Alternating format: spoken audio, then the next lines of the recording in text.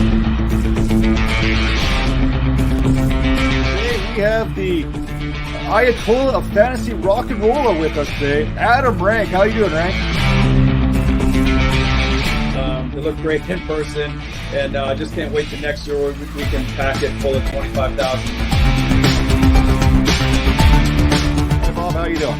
Hey, I'm doing great. I didn't know it was Ball Guys Day. It was being ranked. I mean, how can you lose?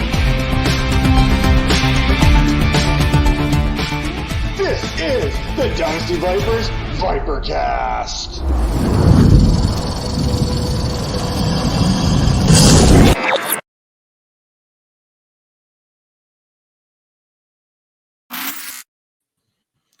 Hello and welcome to the Dynasty Vipers ViperCast, episode 173. This is season 3, episode 3 of Behind the Grind, presented by the Fantasy Points Media Group.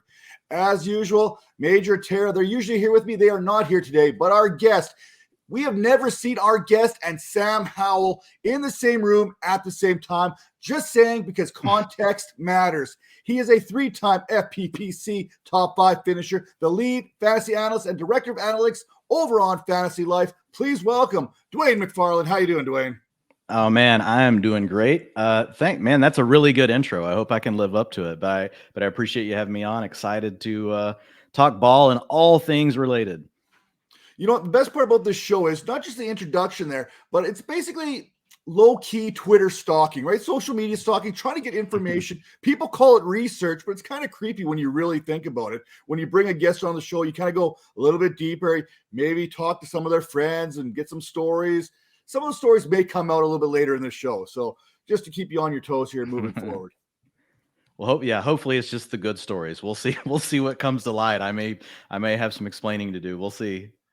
Yeah, we can always plead the fifth here, right? But before we get into the behind the grind, we have to get our little contractually obligated football talk out of the way. And how about them Cowboys? Now, Dwain, if you were Jerry Jones, if he gave you an ounce of control over this organization, how would you fix the Dallas Cowboys heading into 2023? Yeah, absolutely. And it's interesting, obviously you've done a little research, but number one, I am a Cowboys fan. I was raised a Cowboys fan, so let's get that out of the way.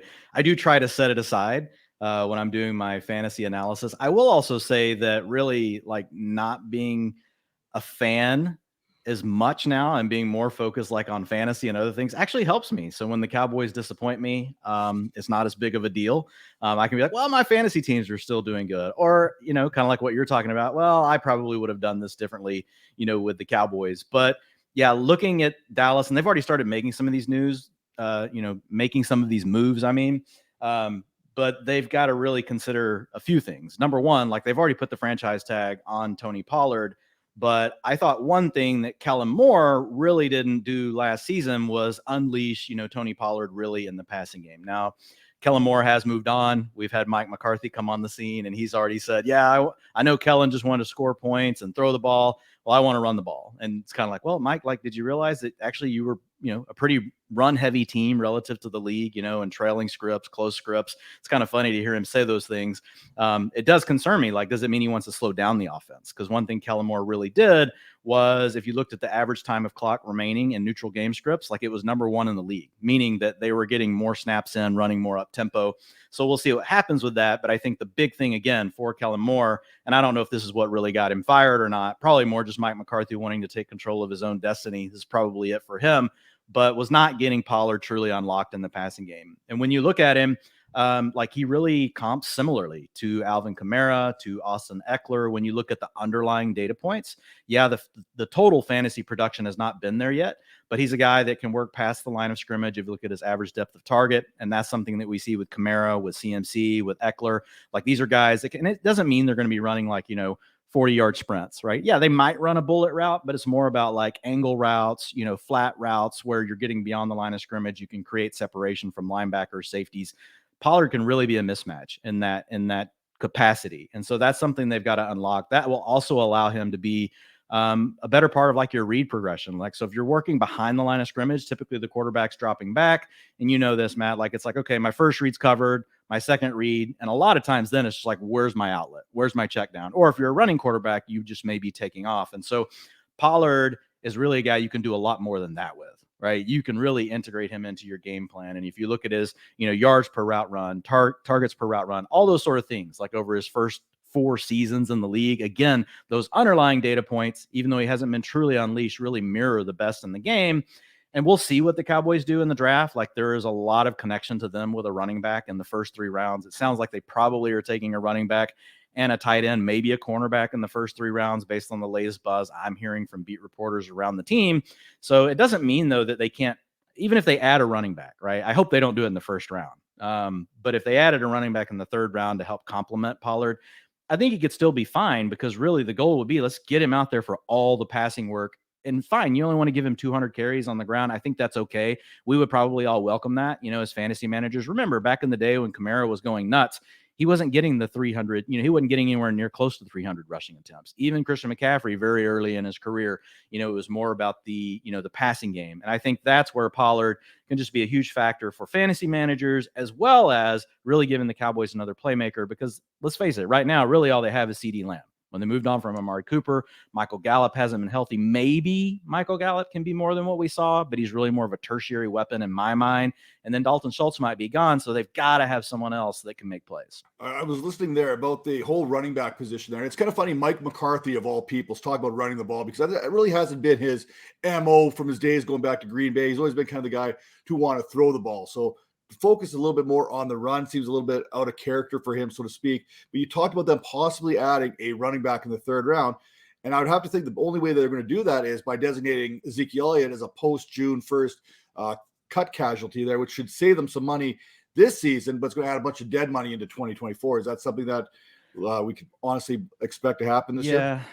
I think now, again, they started some of the restructures. I didn't see the exacts, but like this morning, we got news that Zach Martin was restructured, Dak restructured. I think the Cowboys freed up about $30 million for the cap this year and some restructure stuff. So we'll see where that all shakes out. So they don't necessarily have to do something with Zeke. But if they want to make a couple of free agency moves, plus have room to sign their draft, class, they're going to need to.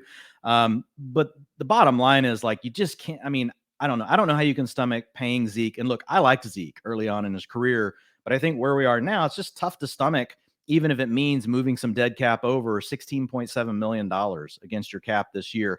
Now, again, we'll see how everything works out. Maybe they would rather not, kick the can down the road per se with Zeke, but they can actually get out of his contract pretty cheaply right now. It's not going to be a huge dead cap number for them next year. So I think some of it will come down to what do they find in free agency. They're actively trying to renegotiate his deal anyway. Zeke has to know, like, there's no way anybody's going to pay him anything near $16-17 million. Like, I would be surprised if any other team offered him $5 million a year.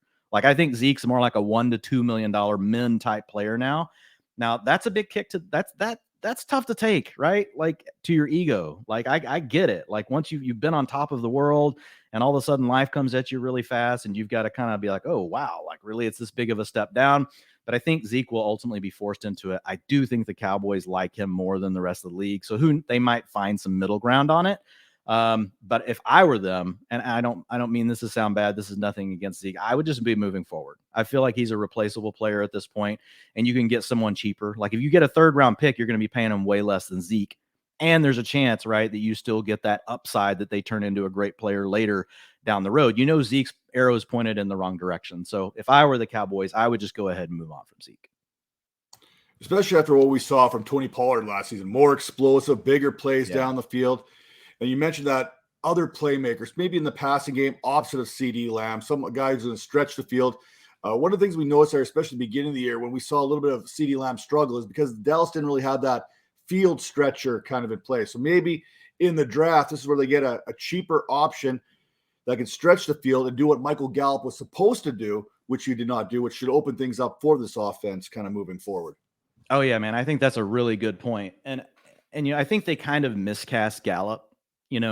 They look at Gallup as being the guy, like, so historically, like, when Dak goes down the field, it has been Gallup, but he's not your traditional. Well, I don't want to say traditional. There's all sorts of guys that can win down the field, but he's really on the archetype of contested catch guy, right? Not as big as a Mike Williams, but really that's more how he wins. If you go watch the highlights of his down the field prowess, or even, once you get inside the 20 and you want to use Gallup, it's not in beating a defender and getting over the top and catching that bucket pass for like a 50-yard touchdown. He's got a couple of those, but most of them turn into contested situations where the DB catches up. Now, he's been pretty good at that. So that's not a bad thing to have on your offense, but to me, it's a bit limited for how much they paid Gallup. Now, it's not terrible what they have on the books for Gallup over the next 2 seasons, but I think to your point, they really do need somebody that can stretch things out where the defense has to know, and that's part of it, right? The defense knows that, yeah, Gallup might come up with a 40-yard play, but they're not scared about him burning them for a 60-yard touchdown unless it's an absolute blown coverage. There are other archetypes of receivers where they always have to worry about that, right? Okay, one misstep in the way that we're playing the Cowboys, in this scenario, then potentially they hit us with a really big play, even without blown coverage, that kind of thing. So I think they need something like that. The problem is there's not, I'd be curious in your thoughts, Matt, on free agency, but there's not a lot of those in free agency this year. I mean, most guys are more possession-ish type receivers, like Juju, not a field stretcher, right? You look at, Jacoby Myers, really good slot player, not a field stretcher. Alan Lazard is basically the same thing you have as Michael Gallup. He can get downfield, but more of a back shoulder contested kind of guy. That leaves really like DJ Chark, as a field stretcher. Mecole Hardman has the speed, but has never really shown us he can be a deep threat. He's really been much more of a gadget kind of player early on in his career. So it's tough as far as a free agency class goes. Like, it's probably going to get DJ Chark paid, because I feel like he's the main linear speed over the top archetype kind of guy that's available. And there's a lot of teams that need that. So we'll see. It could really need to come more the draft. So, I would think like Jalen Hyatt comes to mind. Marvin Mims is a guy that people are finally starting to get over on. But I liked a lot of his data as I've been studying, him over the last couple of weeks, looking at the rookie wide receivers. He can make explosive plays. In fact, he's in the 84th percentile of 15 plus yard receptions per target since 2014, data that I have back to them. So he's a really explosive player in this class. He's only behind Jackson Smith and Jigba. He might be working his way to the 3rd round. Maybe he gets into the 2nd round, but he could be a guy that the Cowboys could consider. I think the other thing is just, do you find a playmaker at tight end? The tight end is a really deep class. And you don't have to be quite the field stretcher you are on the outside to make big plays in the middle at tight end, right? You're facing linebackers, safeties, a lot more zone coverage, a lot more schematic type things that can help get you open versus having to one-on-one. But again, curious in your thoughts, if there's any rookies that you've looked at or any free agents where you're that'd be a really good fit for Dallas. Yeah, as far as the field stretchers concerned, I think this is what Dallas needs to get this offense clicking. And DJ Chark's the first name comes to my mind. I also don't think he's going to be worth what he's going to get paid. The market right now is, we saw Christian Kirk last season break the bank. It paid off well for Jacksonville. Let's not kid ourselves. But I'm not willing to pay Jacoby Myers, DJ Chark, that kind of money to bring them in as a second, maybe even a third option in an offense. And then when you look at the draft, Jalen Hyatt's the first name that kind of came to my mind. His film, he looks a lot faster than how he tested. We saw him test, I think he's about 177 pounds. You're expecting a guy to be in that 4.3, maybe challenging the high 4.2s. Like, okay, this guy could flat out fly. And then we just didn't see that when it came to the actual testing. You're like, ooh, that's a little bit disappointing. But I know Hyatt's one of those guys. But again, is he a guy that you're willing to take a first-round draft pick on when you have some other needs somewhere along the sort in this offense or even on this defense? So I don't know what the right answer is for Dallas. All I know is what they do need, and I just don't think their need is going to line up with how everything shakes out here in this offseason, whether it be the draft or via free agency. This may be one of those things they have to maybe look forward, save some money down the road, maybe into 2024, or maybe even the trade, because last season, right before the draft, the trade wins, they kicked up. Maybe the trade wins kick up again this season. Who knows? Stranger things have happened, but we love ourselves some strange things. We're going to go behind the grind. But before we do, if you want to learn how to fix the Dallas Cowboys here, head over to fantasylife.com, articles, /redraft, how to fix the Cowboys. And it's not just the Cowboys. I think you guys got a little series on every team right now that you can go out there and you learn how to fix so-and-so. So if your favorite team has some holes, Fantasy Life, they have you covered on how to fix that. With that being said, Dwain, now is the time that we go behind the grind. And we always start off with a pretty easy softball question here. And I know you're into music. I've seen you in a karaoke bar before. So what would your intro music be if you were coming in to close out the 9th inning, or you were a WWE superstar coming down to the ring? Oh my God. This is a really good question. So it's my absolute hype song. I'll be honest. Like I've been on like this '80s kick lately, and people are probably gonna think this is really lame, but like, when I was coming in on Sirius XM this year, and I kind of grew to love it. Like before, I would be coming on with Kendall and Pete from Fantasy Life. Every day it was Everybody Wants to Rule the World by Tears for Fears. And like, I don't know, I just grew to love it. Like, I know it's not like this hardcore, like, oh my God, I'm so pumped, I want to really kick someone's ass kind of music, but it was doing it for me. So I'll go with that for now. But man, I love all sorts of music. Like, so that's a really good question though, that I haven't thought about. Like, but I'll go with that since that's already been my walk-up music over on Sirius. You can never go wrong with Tears for Fears. I mean, Journey, Survivor, these are some bands that I kind of think of that aren't the heavy ones, but the ones I kind of like. I'm also going through my prime country phase again, going back to the 80s and 90s country music. So I'm not one to kind of talk right now. But now let's kind of flip the script just a little bit here.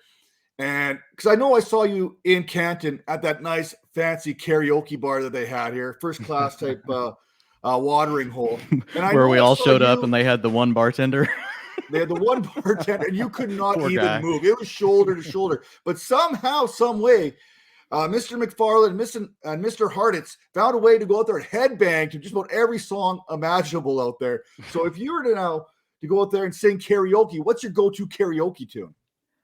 I have a lot, but I like the Pixies. Where Is My Mind? Like I can do that one.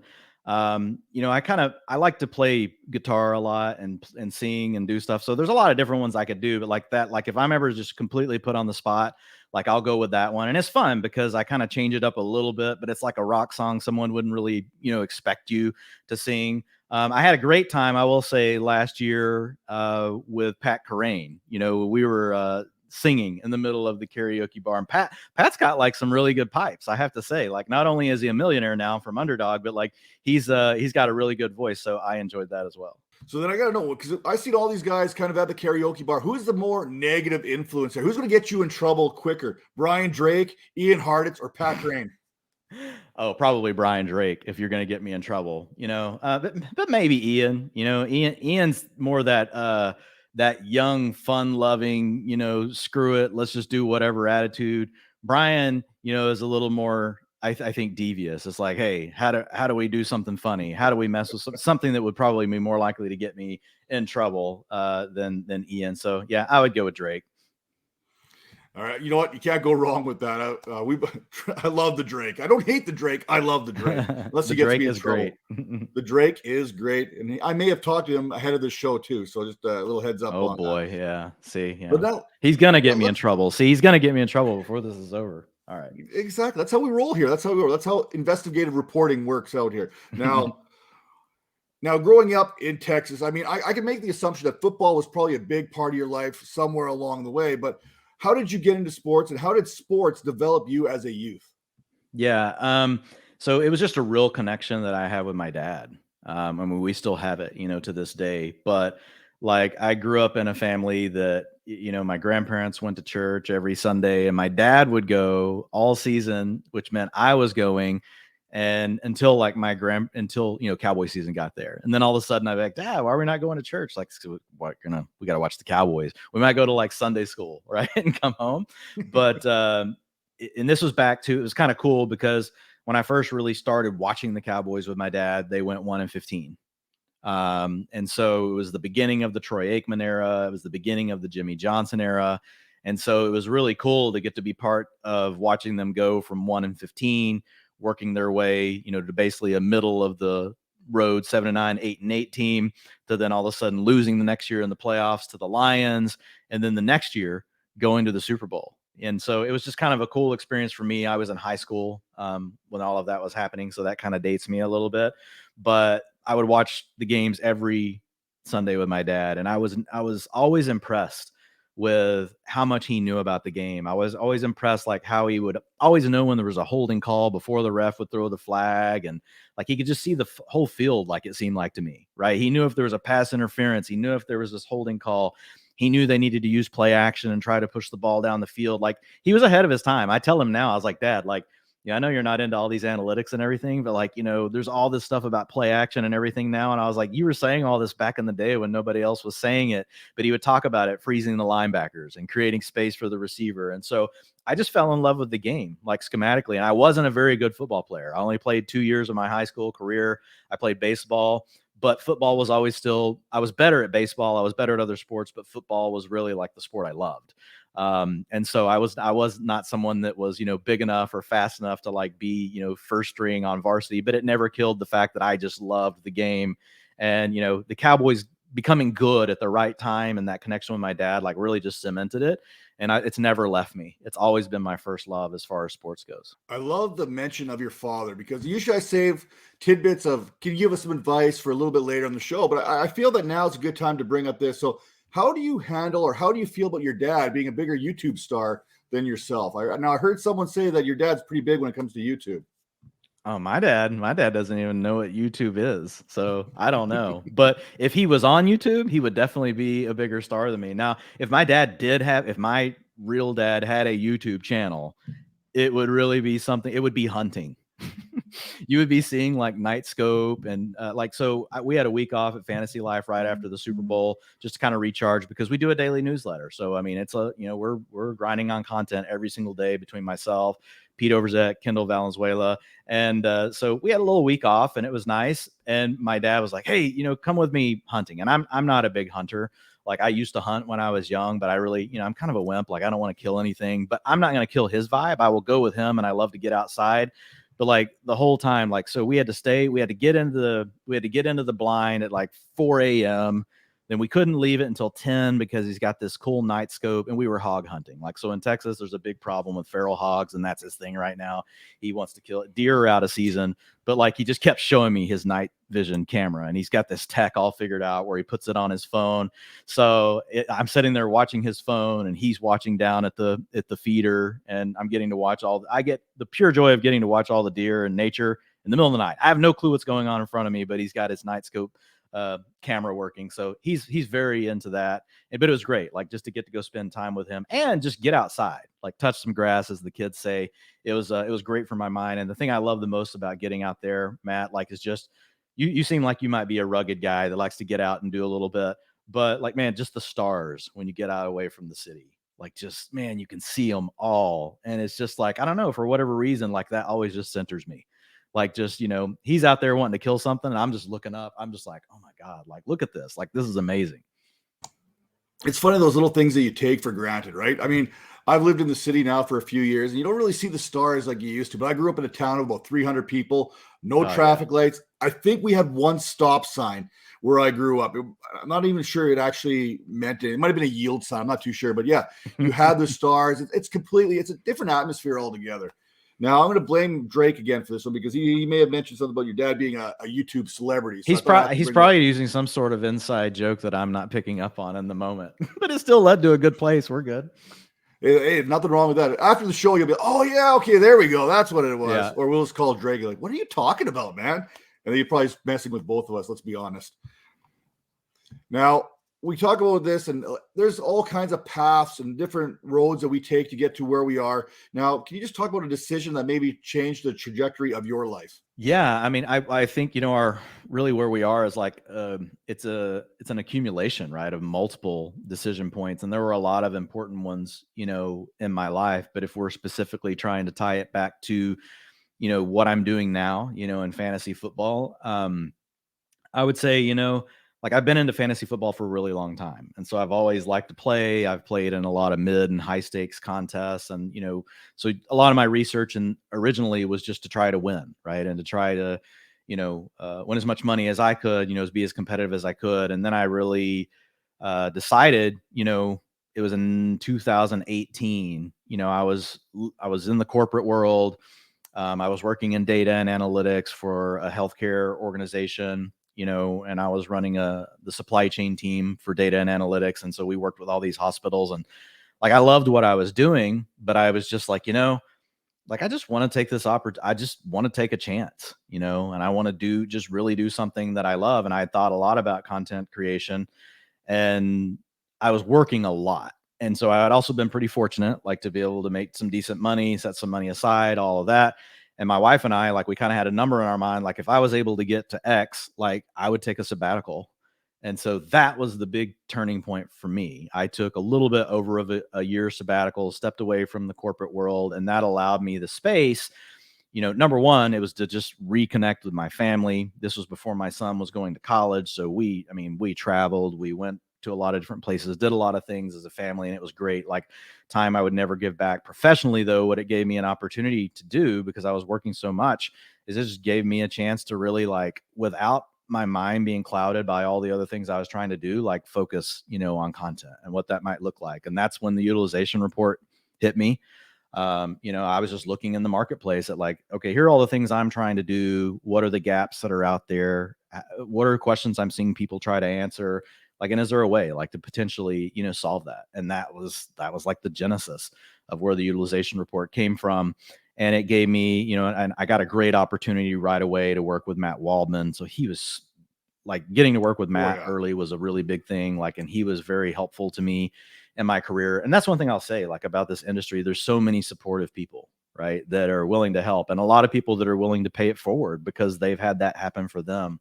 And so getting to work with Matt, and then that ultimately led to, and even before that, working with Fighting Chance Fantasy, which is where I met Brian Drake. And that was huge. Meeting Brian and getting a chance to start a podcast that we started from scratch and really just build confidence, right? Because we didn't have an audience or anything. Like, at first there was like 2 or 3 people listening to it. And then to be able to grow that into a really decent sized audience, really just doing content that we loved, and that was nice, like, to see that. And so that just gave me the confidence to know that, like, okay, well, people really like this stuff. It gave me the space to really try to create something that was different in the marketplace. And then ultimately from there, like, my writing, career kind of took off. Like, I started doing some work with football guys. Then I went to work with ETR, but none of that for me, it could have been possible, like, without taking the sabbatical. But being able to, I think the biggest takeaway for that, like, is finding a way to get your mind in the right space. Like, if you've got a job that really takes a lot from you, like, whatever that means, because I was just grinding on it every night, after work and on the weekends and all that kind of thing. But that sabbatical, like, also just really gave me a chance to recenter, like, around, okay, what do I want to do with the rest of my life? I mean, do I want to continue in the corporate world, which had been really good to me? I liked my job. It wasn't that I hated my job. I liked what I was doing, but it just opened my eyes, right, to some other things that I just really wanted to prioritize. And once I did that, like, I just set my vision on it. And I went back and worked in the corporate world for like another year and a half, but on the side, like, I just kept working. And then, like, the right door opened. PFF came to me and said, hey, what about doing this full time?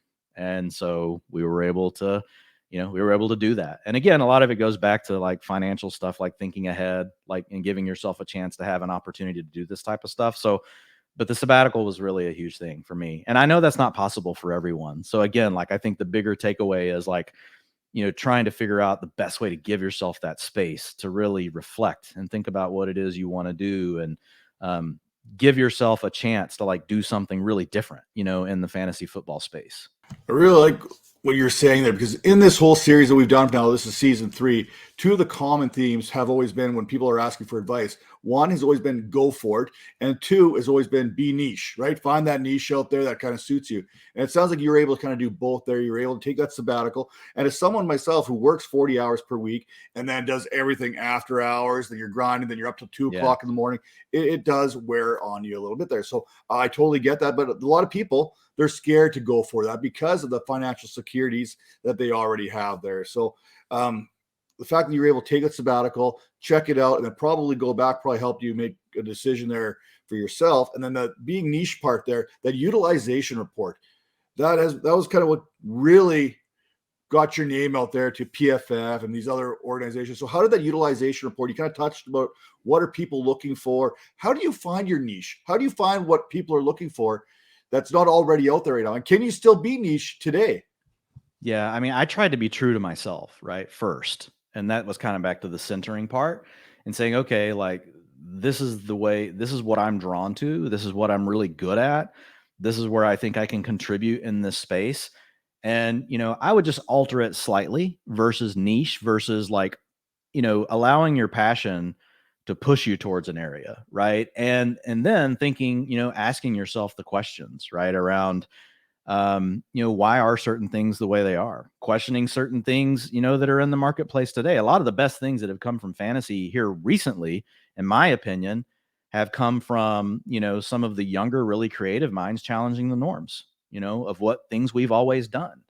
Even if you look at like a guy like JJ Zacharyson, like he was one of the first guys saying, hey, you don't have to draft quarterback early. But notice now JJ's adapting and like, well, actually there is a group of quarterbacks we may want to take early. So I think it's thinking through those things and not just accepting the norms. And so I have a natural curiosity around those things. And then my bend was really, okay, what if I could use data to really help figure this out and like start researching and see if it really does matter. And I will say the other nice thing is just more data than ever available.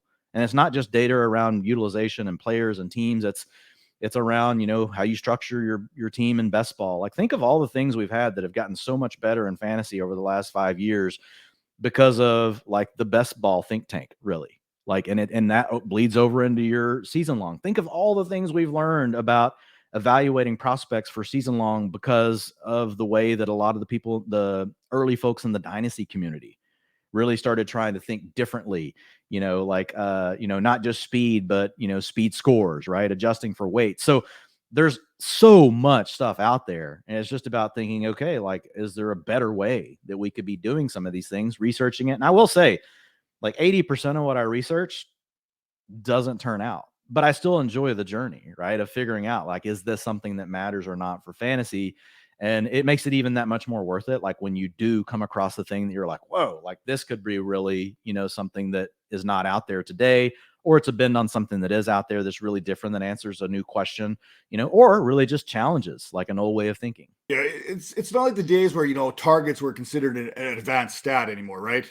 Yeah, I think I tweeted that the other other day, but I remember that, man, having to dig for targets. Like I was like, oh man, I got to have a website that has targets. Like because you couldn't find it. So it's still a problem with college football. Like, finding targets is you got to have like a premium service. Premium service. You got to have someone to go to these like schools in the middle of who knows where to kind of give you this information. I mean, I don't even know if they're keeping stats in some of these places in college. Let's be honest. Yeah. I'm glad this whole fantasy thing worked out really well for you because you've been able to provide so much to the community yourself. But let's go back. Say it never happened. Say you were never able to get in there, and the healthcare thing wasn't really what you wanted to do. Would it be safe to say that maybe we could start up McFarland's Front Yard Texas Critter Petting Zoo? Is that something that we could fire up? Oh my God, yeah, you could. Yeah, so I live out in the country, number one. Number two, my wife loves animals, and my wife does not want, she feels bad for any animal that may not potentially have a home. And I do too, but my wife will be the one that will pick them up and bring them home. And, I'm more likely to be like, okay, like we have enough animals. So yeah, we could definitely have a petting zoo. We just lost one of our dogs. We lost a Yorkie about, 4 months ago. And she was the oldest, like she was the matriarch. But then we have another little dog. This is like a Heinz 57 kind of dog that my wife found on the side of the road, brought her in. Her name's Honey. And then we have 2 bull terriers. So Ruby, and then we have Nora. And so we love them. We just love that breed. If you guys aren't sure what that is, that's like the Target dog, right? Or Spuds McKenzie, if you're an old Budweiser fan. It's that kind of dog. They're the funniest dog. Like they just have some of the funniest tendencies ever. And like we love them to death. And then when we moved in here, Matt, we had 3 litters of feral kittens in our garage. One of them was in our attic. And I just remember my son at the time, he was like 8, my middle son, Landry. Yes. After Tom Landry, he came to me. He's like, Dad, and he's upstairs. He's like, I hear something. We had just moved in. And so I go up there, and literally it was between, the thing our air conditioner upstairs unit sits on, and our ceiling. And I could see all these cats back there. So 2 of those cats are still with us. We got rid of all the rest. So we've got 2 cats. They're super cool. I wasn't even a cat person, but they're really cool. One of them's named Maverick because when the Mavericks won the championship. So that's how they're getting old now. And then now my wife's gotten into guinea pigs. And it's funny, like these animals all get along. Like my dogs don't even pay attention to the guinea pigs anymore. I was worried the cats would try to kill the guinea pigs. So we had 1 guinea pig. Then my wife immediately read that the guinea pig needs, a companion. So we got a second guinea pig. And then after last summer, and the last day of my daughter's school, Zoe, they were on the way home, decided to stop at the pet store, of course. So we ended up with another guinea pig. So we have 3 guinea pigs now. We've got the 3 dogs, we've got 2 cats, and we have wild animals all over the place. Like I see coyotes all the time. I see bobcats all the time. We have, raccoons. There's a possum that likes to be in our yard. Yeah, it's crazy. That's fantastic. I mean, there's certain. I mean, if there's starting to be snakes coming to your property, I'm gone. Let's be honest with you. I do have dealing with snakes. those snakes. We have I copperheads bet. as well. So copperheads are like a really big deal here. In fact, like I was reaching into my water meter 2 summers ago. Nope, don't like where this is going already. Yeah, I was reaching down, and I always watch for them because I'm used to having them here. We have a lot of clay, so copperheads are typically around, where there's this clay colored ground because that's really what matches, their skin. They can be camoed that way. And I looked all around. There's a few leaves in there. This is like beginning of the summer. And so I go ahead and reach down there because I was needing to work on a faucet. So just to, turn the water main off. And like as I'm halfway through it, I all of a sudden notice there's one curled up in the corner. It did not strike me or bite me, but talk about literally like just, wetting your pants kind of moment, like your heart just drops. The closest thing I can equate it to is like you're driving and all of a sudden there's a cop behind you and you just get that sinking heart feeling. But this was way worse. Like this could be way worse to me than getting a ticket. But that's like the closest thing I can think of, that surprise where you're like, oh, damn it, when you don't see them coming up behind you. So I did get my hand out, and then I was able to, I got the copperhead out of there, and, we moved along. I did not get struck, but I killed 2. I have 2 or 3 that I usually have to kill. And I don't even want to kill them, but I have dogs and stuff, so I have dogs and kids. So it's not like you can have poisonous snakes all over the yard. No, that's like that old meme. We're just going to light it on fire and we're going to walk away. That's it. Nope, done. No. Hey, that's the way my wife gets with them. She can't, she's, look, I'll give you one more snake story. So we had killed, another one, like, I don't know, it was like probably, I don't even know if it was the same year, but, I'd killed one and found it mowing. And so the next day, what I do a lot in the summer is I have this retaining wall, and I'll go outside and I'll walk along it, and I'll just like look for them, like because that's where my dogs mostly hang out. So I always go check it. And I was going out there, and my son was like, what are you doing? I was like, I'm just going to go look for snakes. He's like, I'll come with you. And literally I turned right to walk down our retaining wall in the backyard, and he turned left, and he literally, like, soon as he said he's going to go look for one, he's like, Dad, a snake. And there was a huge bull snake just sitting there. Like, they're not poisonous.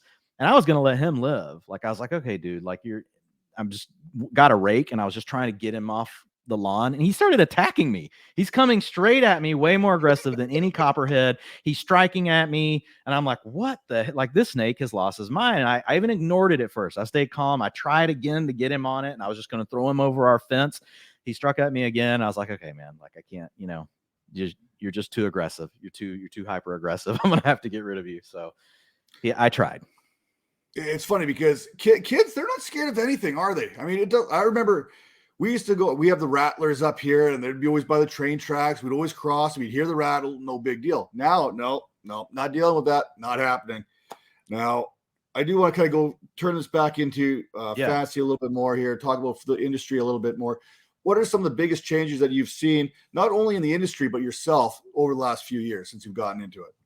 Oh man, I think, and again, so I've been in this game, as far as like paying attention and studying and researching for, 20 years now. So it's been a lot.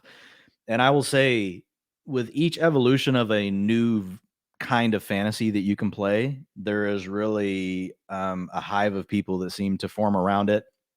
And they challenge the way we think about things, and they come up with new ideas. So for example, like DFS, back in the day, and thinking more about like, okay, what does Vegas care about the game? What are the over-unders, and what are the spreads and all those sort of things? And I had thought about some of those things in the past, but like there was this whole new bin, like with these people that were, really trying to win all these big tournaments and focusing so much just on week to week.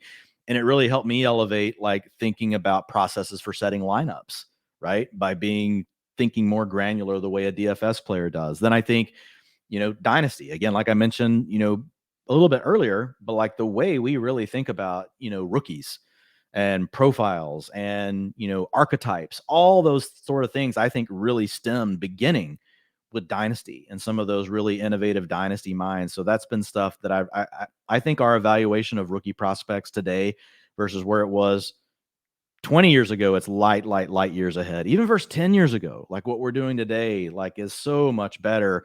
And there's still going to be holes, but it's so much more predictive as far as being able to correlate what matters in college to what matters, you know, in the NFL. So those have been huge changes. And then again, like most recently is best ball.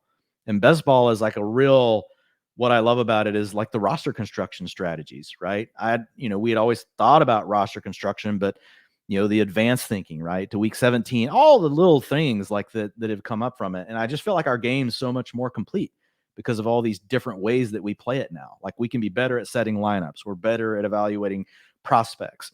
We're better at thinking about how do we build the right roster. We're better at thinking about upside versus downside. You know, a lot of theories that used to be out there about consistency and how consistent your players are, that's all been blown out of the water by best ball research. So those are all huge things, you know, that I think we've made major strides forward. And, you know, we'll just continue to do so, like as new things get introduced in the marketplace. So I think that's a ton of fun. And that's something I really love about our community. You know, there are some people that can be crappy about it, but for the most part, like everybody edifies one another, right? It's like, I can learn something from you. You can learn something from me. I can use what I learned from you. You can use what you learned from me. And then now it's like, maybe I've got chocolate and peanut butter and I've got a Reese's, whereas before I just had peanut butter, right? And there's just cool things that can come out of that. And I just think, you know, with social media, when it's used in the right way, like it's just really powerful, you know, to be able to see all of these ideas and just have this kind of think tank where everybody can work together to, you know, try to get better at this little game that we love that, you know, can be an escape for us, you know, versus, you know, just everyday life. I love the combination of everyday life and then learning from fantasy football, because there's so much information out there right now that you can apply to however you're learning this game and get better and all this other fun stuff. But the one thing I always like to turn back to is what fantasy football has taught you about yourself personally. I know for me, roster construction, I mean, I'm basically running a super flex team right here out of my own house nowadays, right? Where we've got our quarterback, our 2 running backs, our 3 wide receivers. I mean, we've got a tight end, we got a super flex now. So my roster construction, fantasy life, real life, that's all kind of come together. But what has fantasy football kind of taught you about yourself that you could kind of take out of that fantasy realm and bring it to your everyday life? Yeah, so I will just tell you, and this goes beyond just fantasy, but I mean, I've always been drawn to data. I've always been drawn to numbers, but fantasy gave me a way to really bring that all together because in my early career out of college, I was in sales. Like, so, you know, I worked in investment sales for a few years out of college, and then I went into pharmaceutical sales that led to medical device sales. But that while I was doing that and working so much, you know, on fantasy and coming up with formulas and spreadsheets and looking at correlation and looking at the drivers to fantasy success and all those things and pulling in data from all these different places, it ultimately led to me being, you know, very aware like of my abilities to do more like from a data perspective, and just gave me confidence because ultimately that led to me getting a job in analytics. You know, whenever I got my job in analytics at my first company where I started doing it as a product manager, like they hired me as a subject matter expertise based on the fact that I used to be selling to high schools. I mean, selling to high schools, selling to hospitals, but it was like really whenever I went through the interview process, like, and they were talking about how you bring data together, how you think about using data, you know, for discovery, how you think about using data to solve problems, all those kind of things. Like I was totally recalling, I was using everything I had learned and taught myself through fantasy or, you know, studied because of fantasy. I hear somebody else talk about something and I would go study something. It may be something about math that I didn't know. It may be something about, you know, just, you know, how to use Excel that I didn't know. Today, everybody's coding. But had I not had all that experience, like honestly, I wouldn't have ever gotten that job. And that job was like so awesome because it led to me learning so much more about data and analytics, which is ultimately what was a catalyst for me when I got, you know, whenever I came full time into fantasy, all that stuff that I had learned and gained so much understanding from. But it's kind of funny how like that whole circle works. Had I not really been so into fantasy and working with data and stuff all the time, I can honestly tell you, I wouldn't have been able to answer a lot of those interview questions like that they were asking me about, hey, how would you do this or this? I was literally recalling things about fantasy football. Now the way I was delivering that wasn't just talking about playing fantasy football, but I was able to quickly map things out in my head and think about, okay, here's how I would do that. Here's how I would bring that data together. Here's what I would do with it once I had it together. And so that was really cool. But again, like my biggest thing is I'm so drawn to the data. I'm so drawn to really, okay, does this matter or not? Like that's my big thing with fantasy. Like you hear a lot of talk about a lot of different stats and a lot of different things, but I'm always just drawn to the curiosity of, does that really matter? Like, does that really tie back to fantasy points? And just, does it matter for football, like in general, like as well? So I would say that would be the big thing. Well, the one thing that we do know that does matter is those relationships in the industry. You mentioned Matt Waldman there. We know we've mentioned Brian Drake, Pat Curran, Ian Harditz. These are all kind of guys that have kind of interluded there with your life at some point in this industry, this whole journey. What are some of these other guys out there right now that you just kind of want to give a little bit of a shout out, that you respect, that have kind of helped you become the person that you are? Yeah, I would say Ryan Hallam from Fighting Chance. Steve over at Fighting Chance, he's not there, and he left last year. But like those two guys, like they gave me an opportunity really early on, got me and Brian Drake together, and they were just so supportive. Like they were awesome. I would say Sigmund Bloom at Football Guys, whenever I started working there, like he was very helpful to me, and he would bring me on the couch, like when I was literally nobody. Like Sig would have me on, and he kind of gave me an audience. So like that was really great. Then Evan Silva was really good to me, and Evan and I, it's kind of interesting because we didn't necessarily get off on the right foot, like on Twitter. Like our first exchange together it wasn't like bad, but it was kind of like we were on opposite sides of it, kind of thing. And but we worked through all that. We ended up working together. I worked with him at ETR, and like Evan's always been really great to me. Someone like I can call him and ask him something about the industry. I can call him and ask him about someone in the industry. Like, so, he's been great. Then I would say, over at Pro Football Focus, like, obviously getting to work with Ian, but like Nathan Yankee is really good there. And then, George Shahuri, like, was awesome. Like he was really great, for my career. And he's the one that got me a full-time role, there, and was very supportive, like of doing new things and trying new things. And, always just, basically wanting us to be us, but make it something successful. And so, he was very empowering. And then now at Fantasy Life, obviously Matthew Berry, he's been awesome. Like Matthew's been really great to me. Like, it's kind of, I didn't know what it would be like, because he's got his own gig, he's doing his own thing, but like he'll text me and like we'll talk about things, and he's just a really good dude. And then I have to say, like working like Jordan Fiegelman over at Fantasy Life, like is just helped me take my game to a next level as far as like YouTube, as far as thinking about SEO, thinking about how you get your content out there, working smarter, not harder. Like Jordan, and he's a young guy, but he's done a lot of things already in his career. And so he's our chief content officer. Like he's been amazing. And then, getting to work with Elliott Chris as well. Like Elliott's been awesome. Another very empowering, person. But like, and I'm probably leaving people out, man. There's been so many people in this industry that have been good to me every step of the way. And I'm just super thankful, to all of them. And each one of them has like helped me grow, like in a different way. And so I'm just very appreciative. It's funny you mentioned a couple of those names, Evan Silva and Matt Berry. I know with my interactions with them in the past, Matt Berry was kind of a little intimidated to kind of even approach him because of who he is. But once you get to know him, I think fantastic individual. And then Evan Silva, I'm not going to lie, he kind of intimidated me, just his presence, right? I mean, he's got that big presence, but once you get to know him, he's like a big giant teddy bear. I don't know if you'd like me to say that, but I mean, well, I don't know if I'd call him a big giant teddy bear, but what I would say, like, he's helped me a lot. Like, and when I've needed something and I've called on Evan, like he's been there. Like, or if I've just had a question, I mean, he's been there, so to me, that's the definition of, someone that is caring. Right. And, he's busy. He's got a lot going on. So yeah, I think it works. It does. And you know what else works? Advice. I mean, you've gotten a lot of advice coming up through the ranks and whatnot. So what's some of the advice that you can share with those who are listening? Maybe just think about trying to get their foot in, or maybe those who have been struggling to get themselves to that next level the last few years, have been grinding out there, maybe working a job and trying to do this on the side. Just some advice for those guys listening. Well, we've hit on a couple of things, but one is just, to keep going, but two is like, make sure that what you're doing is what you love, and then, the third thing, and look, and what I mean by that, everybody has a different personality. I'm drawn to the data aspect. Ian and I are not exactly the same we both create content that sometimes overlaps, but we come at it like from, different places. And so I think aligning to who it is that you are, like what are your natural strengths, or what are the ways that you really want to grow and things you want to push into.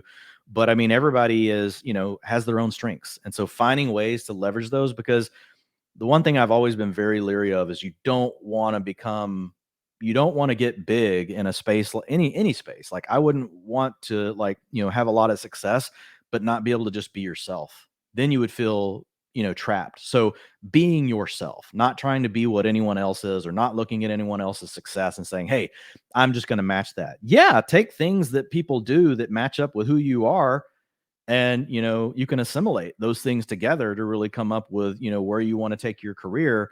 But I think at the root of everything, you got to figure out like, what is it that you want to be? And the cool thing is there's space for all of it.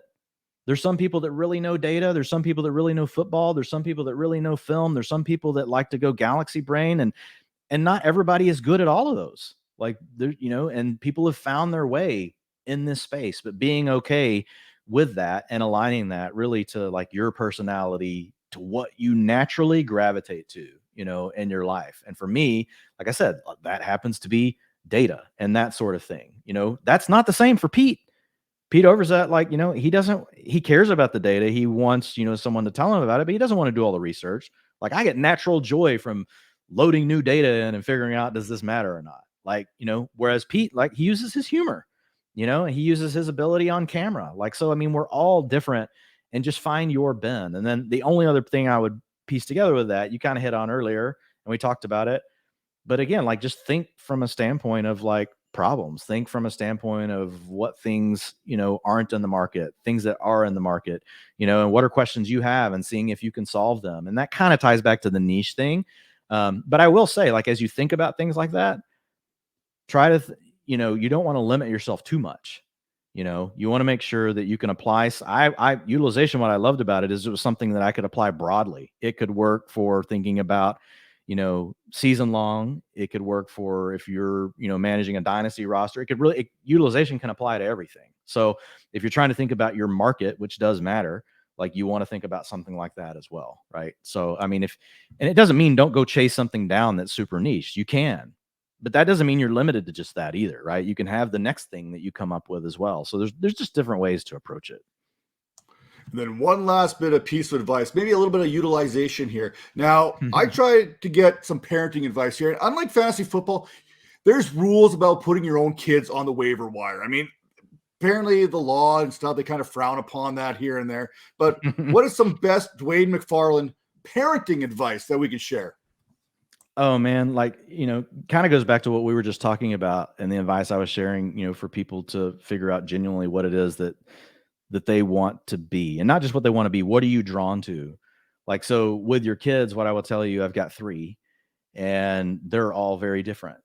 And, parenting them has been very different. And so my first son, Camden, he was really easy. He honestly kind of spoiled us. I don't think we didn't get broke in really. And then, we've got Landry and we've got Zoe, and they're just different. So I was used to handling Camden a certain way, and then I would try to handle Landry the same way, and it didn't work. And, so it's just really about understanding, how I'm sure you can speak to this, Matt, but like, they're all very different. They're their own person. And so it's just like when you think about, as some of you lead people at work, you've noticed this, you have to kind of you have to tailor what it is you're doing, to help them and to really connect with them. And then the last thing I would say, I think the best thing you can do for your kids as parents is just making sure they know that they're loved. Like, we live in a society where social media can be really mean. Kids can be very mean to one another. And you want to stay tuned into that with what's going on with their mental health and how they're doing, but just making sure they know they have a place to come. And I will tell you, in some of my toughest times of parenting, when I'm literally about to pull my hair out, like, the thing I always try to remember is just don't do anything right now in this moment that would make them ever doubt that you love them, that would ever make them doubt that, like, they can come to you in that moment of need. So I would say that's the biggest thing. And like, I've had moments with some of my kids where I'm like, I did not do the best job parenting. I can look back at it now and be like, wow, like, you really screwed that up. But they all know that like I love them and I have a great relationship with all of them. They will all walk into this room and come and talk to me. And it's not always been that way at every moment of my life. Like with, one of my, kids, like it had a little rough spot, but I just had to really work on making sure he knew that I loved him, and then now like he'll come in every day after school. He comes in here, first thing he does is gives me a hug, says, "Hey Dad, love you. How's your day?" We talk. And so it's just, making them feel like they've got a safe place. I don't know if anyone can notice this. If you're not watching, if you're listening to this on podcast form, you don't see this YouTube video here right now. Dwain has got a fantastic, majestic head of hair, and I am completely bald. So that should tell you who's been pulling whose hair here as recent. I can say this from a loving place. If my youngest child was our first kid, he probably would have been our last kid. You mentioned about how everything has been very different. Yeah. But hey, you know what, Dwain? I have loved our time together here today. One last thing. Hey, make sure you check out all Dwain's work going on there over at fantasylife.com. And you can catch him on Matthew Berry's Fantasy Life with Kendall and Pete during the season, where he makes some cameo appearances to Tears for Fears. So you do not want to miss that moving forward. With that all being said, last word to you, Dwain. Yeah, no, I would just say you guys can come check all of that stuff out. Like I've got, my tiers for free agency, all those things are up. You guys can see our YouTube channel as well. Got Marcus Grant doing work over there with me. So lots of cool stuff, doing short videos, long video form, podcast form. We're trying to put out as much content as we can. We've got the draft coming up right around the corner. We're gonna have some really cool stuff coming up for that. But, just from a personal perspective, just one, appreciate you having me on, and I've loved having this conversation. I hope that people get something out of it. And, if folks have questions or you want to reach out to me, reach out. And so I don't always answer my DMs super fast at times, like on Twitter, like there's just a lot going on with different things, but don't take it as like I'm trying to ignore you. Sometimes it may take a couple of times, but if there's something I can do, to help, or if you want to just kind of have that kind of conversation via DM or ask me stuff, like feel free, like to do it. And I try to answer as much of that stuff as I can. And again, thanks for having me on, and good luck to everybody as they try to, find that thing that they love doing.